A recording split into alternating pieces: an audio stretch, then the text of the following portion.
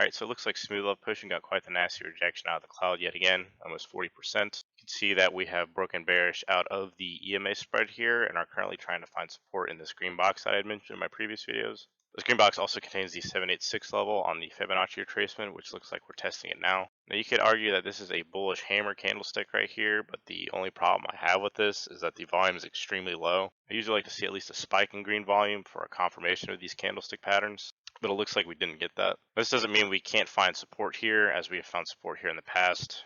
Back here, you can probably consider this support. We did have a fake out to the downside, but we managed to rally through it. But the biggest issue is if we do break this as support, we might not get this fake out next time. We might actually just continue to move further down. And this is especially true if we start making a head and shoulders pattern here.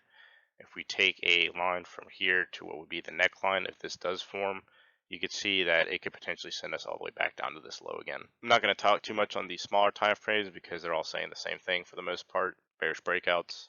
Also check the SLP issuance, and you can see that the mint versus burn rate is still astronomical right now. We're minting way more coins than we are burning, which doesn't help the bullish argument for this coin. It's also worth a mention the Ichimoku cloud on the daily for Smooth Love Potion is turned green, which you can see has never happened in the history of it on the daily. Our last bit of hope would probably be this low here if we manage to come down to this level, but at that point we'll be having to fight this as resistance again. So keep an eye out for much below 1.7 cents. If not, we're probably going to move all the way down to 1.5.